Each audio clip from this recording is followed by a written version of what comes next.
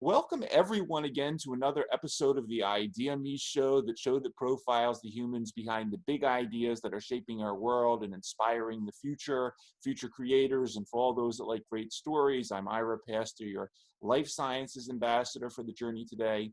As we continue upon these core themes of health, wellness, longevity, amongst the unique demographic shifts that are occurring and predicted to occur in the coming decades in terms of this planet having over 2 billion people age 65 and over, we cannot overlook the importance of the global chemicals industry in coming up with novel solutions for us. Central to the modern world economy, the global chemical industry space is about a $4 trillion industry, which is involved in creating a wide range of materials from over 70,000 different products, life science chemicals and specialty chemicals among them, representing about 40% of this space. The Royal DSM Company, commonly known as DSM, is a Dutch multinational which is active in the fields of nutrition, health, and sustainable living. It's headquartered in the Netherlands, employs over 21,000 people in 50 countries, has annual sales of around 9 billion euro. And we're really honored today to be joined by Dr. Marcus Remmers, who is the Chief Technology Officer at DSM, responsible for their global science and technology portfolio. Dr. Remmers graduated with a degree in chemistry from the University of Munster in Fribourg and completed his doctoral thesis at the Max Planck Institute in polymer chemistry, and did research at Stanford, Caltech, Cambridge.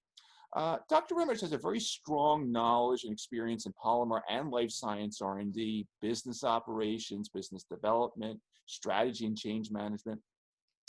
Dr. Remmers started his career at Höchst Innervet with several managerial roles.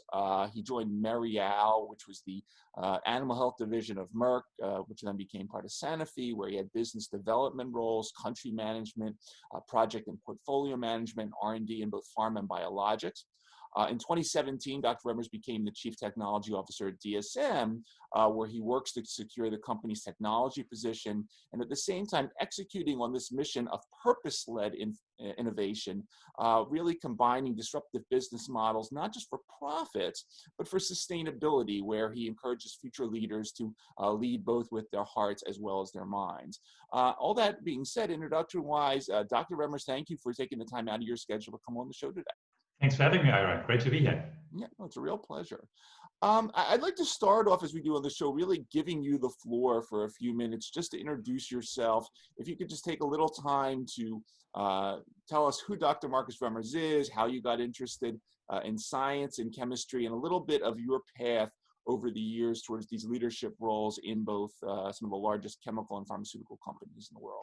Sure, you pointed out a lot of things already. I think if I look back, one of the things that is the red thread through my life is that I really enjoy being at the interface between technology and business. Deep in my heart, I'm technology driven.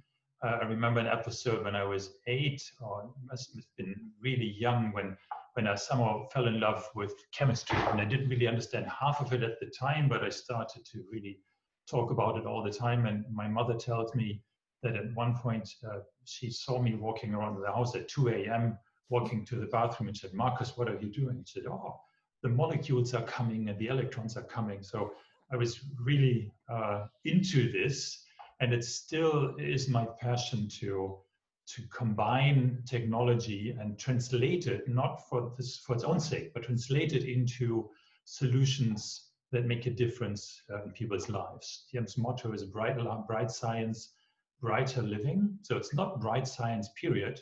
We're not DSM University. We don't do science for the sake of science, but we translate it into solutions that make a difference in sustainability or in people's lives. And there's plenty of examples. I'm sure we have time to talk about some of those. DSM is a fantastic place to do that. It was founded in 1902 as the Dutch state mines, DSM. And we feel at the time we were one of the dirtiest companies. We were digging literally holes in the ground and take out the coal. And since then, we've reinvented ourselves multiple times, from coal mining to basic chemicals to specialty chemicals to biotechnology, and now you mentioned it, we're one of the largest producers of nutritional supplements as well. So reinventing ourselves is something that's in our genes. And today we're not Dutch anymore. We're very much a global company. Mm-hmm. We're not state-owned. We are, of course, traded at the Amsterdam Stock Exchange. And we're certainly not a mining company anymore. And we'd like to, initially it was a joke, but we'd like to think today DSM stands for doing something meaningful. Mm. So the notion of doing good while doing well, to have a strong financial performance, but also recognize with the 2,000 scientists that we have in the world, they're passionate and want to make a contribution to solving the world's big problems. And not only do we have the opportunity to do so, we feel with having the opportunity comes the obligation to also contribute to that.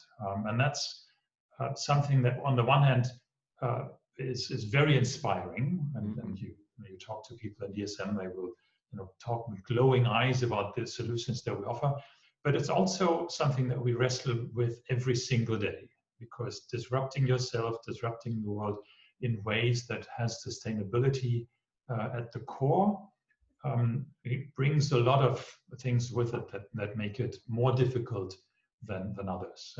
And that's what drives me into the office every day, to make another contribution and talk to other people, to have another idea and push this forward. Outstanding. Along those lines, you've had a very fascinating career. You've been involved in pharma and now specialty chemical, and obviously, while there are overlaps there are some distinct differences in pharma products. It can take many years versus sort of the chemical industry, where you must have to turn things around a lot faster for clients and customers and so forth. Having made that transition, can you talk a little bit about some of the similarities that you see in terms of, I know you've written and talked a little bit about sort of this resisting the notion to do things alone, sort of this move away from how we looked at, say, pharma in the past, of doing everything in-house and working with startup companies, venturing, sort of the importance of all these different forms of innovation in building a sort of an innovation engine at a company like DSM. So I think the traditional notion of you have an R&D organization that spits out a project every now and then, if it ever was true, is becoming more and more yesterday's model. And we believe very deeply that we have to learn and change within DSM at least as fast as the world is changing. Otherwise, you get left behind. And that's easier said than done, because look at the digital revolutions, look at progress in biotechnology, look at technologies that make things possible today that were not possible today. All of this will deeply change the way we do business. It will change the way we collaborate, we communicate, and we innovate. And all of these things we try to embrace and have a vision of how the world will look like in 5 years or in 10 years, and then work backwards from there and say, what can we do? What do we need to start today to be ready and the first to offer a solution when this new reality is? You were talking about chemical industry versus commodity industry, I think, and pharmaceutical industry. Clearly, having spent many years in the animal health industry, that's very much a model of high margin, low volume, highly regulated industry. Right. So you want to think very carefully what you start with before you really embark on the journey. It's a little bit like sending a rocket to Mars. You want to think really, really, really carefully what you want to do when you get there, because you need to make sure that your rocket has everything on board that you need. And by the time you push the button and you launch the product or your project, you have everything with you, because if you get to Mars and you think, wow, wouldn't it be nice to take a color picture now or to have another spectrum, then it's a little late. So you really need to think about the product features in this regulated environment very, very carefully. Whereas in other industries where DSM is very active when it comes to specialty materials, That's an area where fast replacement of your own product, working very closely with the customer in quick iterations in a non-regulated environment is critical. So you need to really cover the entire spectrum of your portfolio in what we call defend. So be very clear, very close to your customers. If the next iPhone comes out, do we have the right materials to address those? If the electric car now comes out versus the combustion car, what are the requirements from a materials perspective, and can we make the transition quickly and be the leader in this? But there's also then what we call the extend space, where you look into adjacent activities and you think, we've been active in cultures in cheese. How about we can use cultures also in other areas in different cheeses or in different foods, maybe in biopreservation, where cultures can play a role. And then there's the fun part, which we call the create part, which is really the disruptive area, where we think, are there any of our competences that we could put in place to really come with entirely new concepts in the space of sustainability. And my favorite subject, maybe we can talk about 2 minutes about this. Sure. That's our Bovaer product. Okay. And it started, to your point, how do you engage? What's the difference in the industries? 10 years ago with a brainstorm where we said, what can we do with our competences to help fight climate change? Climate change is one of those where we feel we have an obligation to make a contribution to fighting it. And if you dig deeper in the numbers, you'll find a big contributor, not spoken about too much, is agriculture, and specifically cattle, beef, because of the specific, I don't know if you know, but because of the specific way cows digest food. Sure. They have this big rumen that people know, and then they ruminate. And in this process, a lot of methane is produced, which is an even more powerful climate poison than carbon dioxide, sure, which gets burped by the cow and then contributes to climate change. So if you do the math, about 3 dairy cows emit as much climate poison than 1 cow. So you ride the fields and you see plenty of the cows there. It's like, it's not only as romantic as it appears. There is a contribution to be made, and the question that we ask, can we make a contribution here? And long story short, we came up with a safe and efficacious feed additive that if you feed this to the cows, it reduces significantly the methane eruption and the production of the cow. And I feel that's one of those examples where I would have, if you would have asked me 10 years ago, can you pull it off? I would have said, forget about it. Nature has millions or tens of thousands of years to evolve to optimize the gut microbiome in a cow. But it is actually proven that it works. But then the next question is, how do you make a business out of it? Is the farmer going to get paid for the fact that his milk is produced with lower emissions? And are you, Ira, willing to pay a cent more for your milk in return for feeling better that you can make a contribution? These are the kind of discussions that we really dive into, where I, joining DSM, learned a lot. It's not enough to do the technical aspects of a project. Very often, the bigger aspects in innovation come in understanding the entire ecosystem, working along the chain, working with the regulators, working with the final customers, and trying to create an environment that really lends itself for the innovation, or in this case, for the disruption. Fascinating, really fascinating. Along the health and wellness side, I've seen a lot of public information lately of DSM moving into this area that you call personalized nutrition, and once again, thinking from sort of the personalized healthcare perspective. And you're, aside from sort of the interesting sort of cutting edge stuff in health and wellness, you're also very actively merging this with these very state-of-the-art digital health platforms, analyzing behavior with artificial intelligence and consumption patterns and coaching. And this comes back to this theme that we see in different industries, in pharma, in food, and in diagnostics, sort of this, the importance of the data. That sort of, you have all these great products, but you're generating tremendous amounts of data that will inform the next generation of what's coming and further sort of complete that customer experience. Can you talk a little bit about the importance of this data management and these tools in the chemical industry? I would like to say data are the new is the new gold, is the new raw material. Sure. And we're sitting on many data that historically we didn't have the opportunity to properly analyze and mine. And that is quickly changing. And of course, I think the fascinating part is that with technologies around big data analysis or artificial intelligence, you can now ask questions that you couldn't ask before.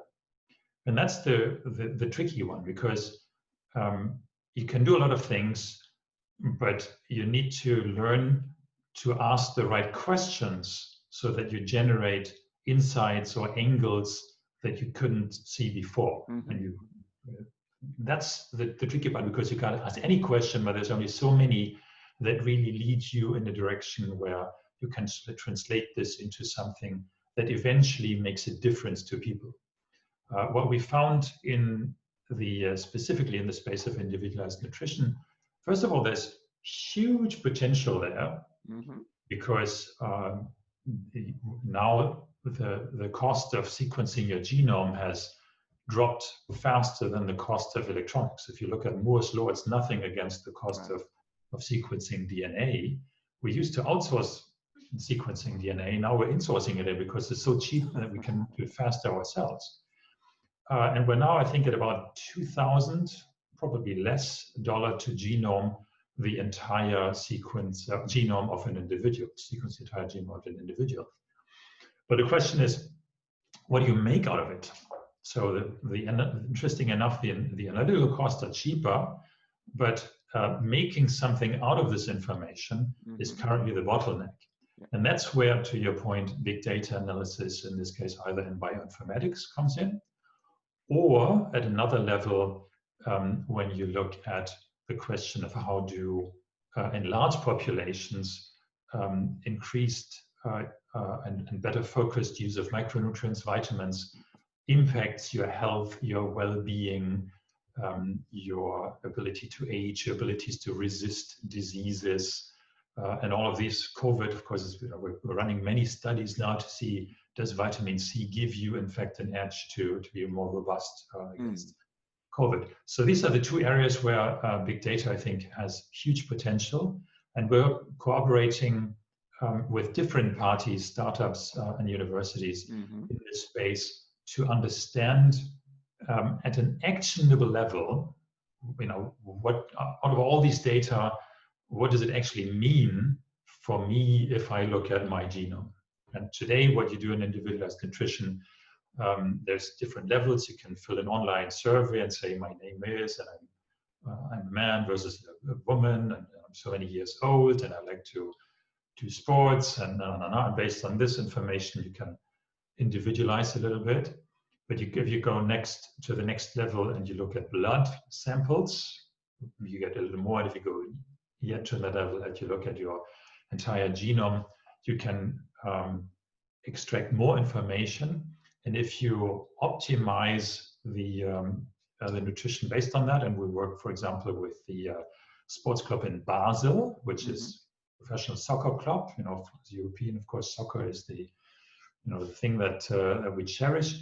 We find that there is enormous potential in optimizing the nutrition of the individual players based on these insights. Mm-hmm. And of course, leveraging this from a very small elite group of people into the broader population would be super exciting if we can make that work.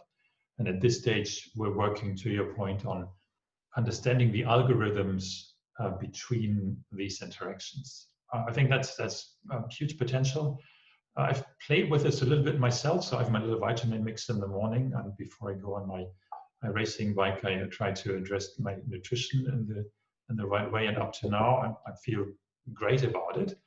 But it is not something that is, let's say, easily ready for everybody. But we're working on this, and we're pretty excited about the potential. Yeah, it sounds extreme. I'd like to use it. I don't get on my race bike, but I'm still just for daily health and wellness. It sounds like an awesome set of services and products. Continuing along this theme of health, wellness, and now healthy longevity. A topic that we've gotten into a bit on the show recently is this principle of aging in place. This concept that as we age, the ability to live in one's home as opposed to a sort of aged care facility independently, comfortably, is extremely important. And DSM has this within its sustainable living portfolio. You are very focused on making. It's great to have my home that will comfort me, but if things are lighter in my home, stronger, more durable, that's a significant advantage. You have this program called Finovation. I'd love to hear a little bit about sort of how you vision sort of these different tools, and then if we could focus a little bit on how they make the concept of aging in place more viable and for people getting older. Yeah, big subject, and as you mentioned it, the average age of the population is increasing. We have certainly in the Western economies a large number of aging people that we want to care for, and that's not only extending the life, but it's also quality of life. And there is different aspects, and having a pretty heterogeneous portfolio of different offerings, I think we are pretty excited to bring those together in different ways. So there's a couple of elements. Number one is the healthy nutrition, the micronutrients. That itself, I think, is an important point, because if you look at the diet specifically in caretaker facilities like retirement homes, the diversity and the quality of the food isn't always ideal there. So there's perhaps potential with some focused and individualized ways to increase the overall quality, and with this the well-being of the nutrition in that space. But it's also a link there to our biomedical division, where we have a link to our materials business, where there's all sorts of implants and materials that help in replacement of joints, but it's also intelligent parts that would allow you to take up functions, or cognitive functions that perhaps degrade with increasing age. But then there's also our overall materials division, including, say, our coatings division, where we are working on waterborne. Waterborne was the first generation. Now it's low VOC, so volatile organic compounds, paints. So it's really the entire portfolio, if you want to take care of yourself, and specifically certainly with increasing age, to surround yourself in ways to eliminate toxic aspects and stress the healthy ones. And again, we feel with our portfolio we've got different angles where we can put this together. We've started, I talked about 10 years ago, we launched our initiative for ideas to fight climate change that resulted in the cow product Bovaer that I just described. We're now launching another initiative that we call purpose-led information, and we're reaching out to everybody in DSM, say, let's generate ideas in specific platforms where we feel this is going to make a difference in the context of sustainable living in the future. Okay. That includes some of these platforms. So now is actually time where we're developing other concepts where we can bring some of these elements together in new ways and develop the solution that we will need to be ready when the need is there. Moving back again down to sustainability, you've mentioned purpose-led innovation, the principle of this bio-based circular economy. You mentioned the Bovaer product. You're also doing fascinating thing. Couple things that jump out at me are you're helping. DSM is also helping to save the amount of fish that we need to harvest for our polyunsaturated fatty acids by working with interesting algae technologies. Very interesting things you're doing on the sort of the paint and resin front in terms of trying to eliminate the fossil chemicals and use more agricultural waste products. What are some other bio-based circular concepts that you're working on, Jason, that you can talk about, non-confidential, of course, that excite you most looking forward? I think it starts with, you mentioned the sustainability aspect and purpose-led, performance-driven. Mm-hmm. It starts with really the passion for sustainability, and none of our people in R&D work on things that are not in some way either fighting climate change or increasing circularity or make a contribution in the space of health and nutrition. So these are the three core areas that we want to make a difference, and that's where we really focus on.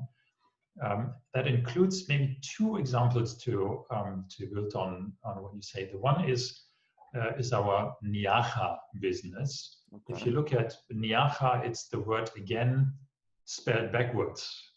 And it's the word again spelled backwards because the spirit is within this unit. We want to design materials from the start so that they can be used again without having to burn them or dismantle them into their molecules. And it started with a very simple question. What are the biggest volume contributors in landfills? Any idea, Ira? In the US, what are the biggest volume contributors for landfills? I would think it has something to do with plastic, but I'm probably lost. So plastic is a pretty good start. Number one, I'll help you, has to do with babies. Oh, diapers, all right. Diapers, exactly. And number two was the surprise to me, is actually carpet. Carpet? Because carpet today cannot be recycled. And number three, by the way, is mattresses. So it's not, it's the big volume.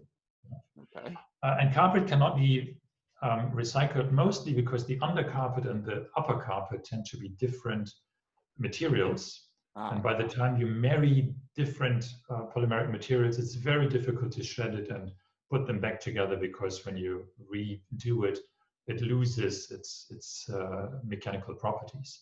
So we looked at this and challenged our guys, and in fact, there was an external collaboration that started this challenge. Can we not do something here to have one unique material in the carpet that would allow the recycling? And fast forward, we are now realizing that we actually have different types even of materials, of one carpet materials, polyesters or polyamides, that you can essentially look at and say, hey, this is the carpet that I like, and we'll produce it for you with our partners and send it to you.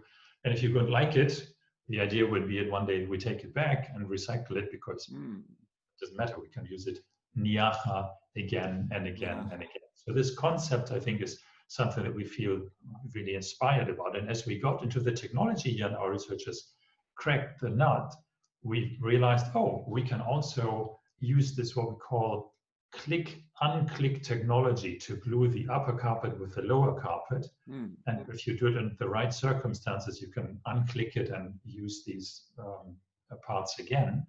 Why not use it for furniture, to click or unclick different parts of wood panels together? And we're working with partners to make that happen. And why not use it in the shoe production, to have one material in shoes, between the sole, the upper sole, and the lower sole.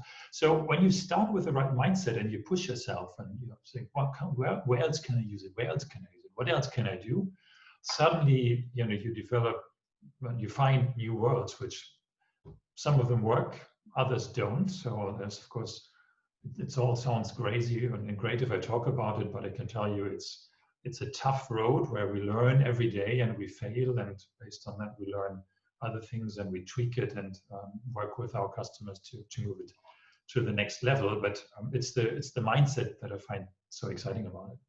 Absolutely. The other thing that I find really inspiring, you mentioned very briefly the algae product.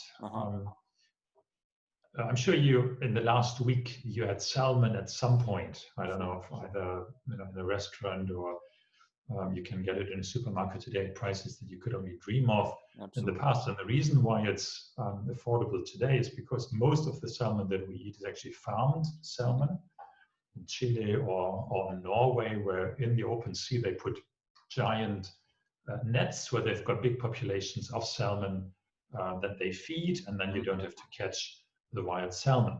That sounds like a wonderful story, and you would think, oh, that's great because it protects the wild salmon. But there's a little issue with this that few people talk about, which is the fact that the farmed salmon inherently are predators, and they need fish oil to grow for to reach their size. In fact, that's why we eat them, because the fish oils you mentioned initially are very healthy for us as well. But to do that, we essentially have to fish small fish which eat the algae that produce the fish oil and feed them to the salmon so that the salmon grows. So you can make the math: for every kilo salmon that you farm, you have to fish many kilos of small fish to feed the salmon. And then you begin to say, is that really very sustainable? And that's where we felt maybe we can make a difference here. And we look back to the only organism that actually can make this fish oil, which is, again, one of the oldest organisms that we have on the planet, that's algae, that use sunlight and convert it eventually into energy, which is in this case chemical energy, and that's the lipids. And we looked at them and tried to find some naturally occurring algae that can not only use the form of sunlight, but also the form of sugar to create as a different source of energy to produce the lipids. And we took these organisms, trained them to optimize their production of these lipids. And with this, we now have a way to produce a vegetarian salmon diet, which protects the oceans. And it's something that I feel super excited about. And by the way, it also then increases, if you do it right, the percentage of omega-3 and 5 fatty acids in the salmon that we eat. So it's also good for your health. It's not only sustainable for the planet. So it's one of those where you think, it's not so easy to find an idea where you can do well while doing good. You really have to look pretty deep into the different value chains and try to find their sweet spot where your technology can really make a difference. And that, to me, that's a wonderful example. Absolutely, absolutely. It's fascinating, really fascinating. And it's hard to listen to this and think, this is the chemistry, this is the chemical industry nowadays. But it's really an amazing transformation, and it's going to be a fascinating future with the continuation of these types of innovations. Marcus, one final question. This basically comes back to you. We typically ask our guests about sort of the important mentors over their career. Obviously, you've had a fascinating career in many different industries. Any specific people you may want to highlight at this point in the show? Professors, authors, friends along the way that really have kept you on this path. If it wasn't for them, Dr. Marcus Remmers would be doing something else at this point. Anyone specifically you want to highlight for the audience? I certainly wouldn't be sitting here in the role today if it wasn't for mentors that saw something in me in the early days that I didn't see myself, and it wasn't for the challenge and for the opportunity that they gave me. And one person specifically comes to mind too was my mentor when I joined industry. That was Klaus Dietz, who was at the time the CEO of the animal health division of Höchst, who in the very early days took me by the side and said,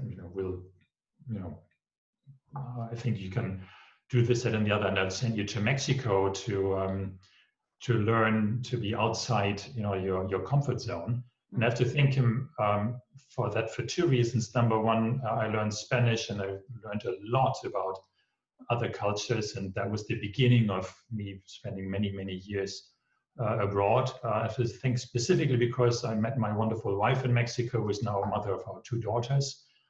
So that's another reason how life sometimes plays out. Unfortunately, Klaus Dies passed away many years ago, but the importance of mentoring, and specifically in young talents or young people in the organization, to encourage, take risks, expose, push people forward, I think is something that I find incredibly important. And just we had a session the other day where we asked around the table of very senior people, if you look back, what was the most inspiring moment in your career? What was the one thing that you think back where you say, wow, this was the moment that I'll never forget? And then we went around the table and heard the stories.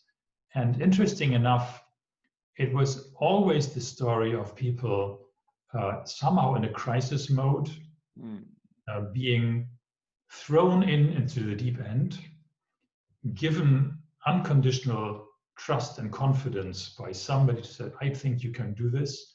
You go, you have the right means, go do it.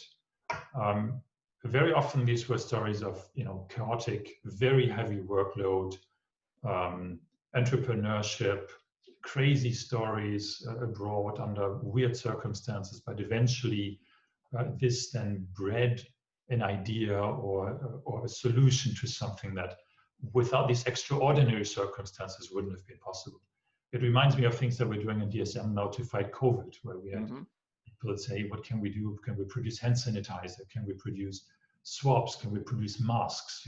We have people that can do this. Can we somehow help these shortages in the supply chains? And people have done extraordinary things. And I think there's an important lesson here for leaders to create these environments where we give them a chance to have these kind of experiences, to give them the trust, the benefit of the doubt, challenge them, and give them the surrounding to support them to succeed. That's certainly one thing that I will not forget, and I make it part of my routine to look for this and expose people for that. Wonderful, wonderful message. Wonderful message. It's really been a very inspiring, eye-opening time with you, Marcus.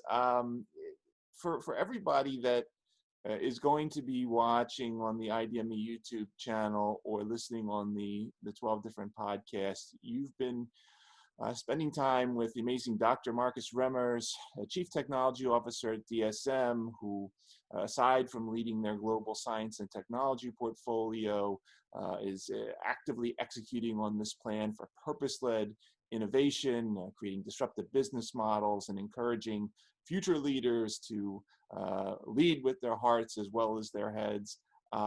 Dr. Remmers, thank you for taking the time out of your schedule to come on the show. Thank you for everything you're doing at DSM and creating this green future. And as we say, thank you for moving the human story forward. It's been a real honor having you with us. All right, thank you so much, and all the best. Absolutely.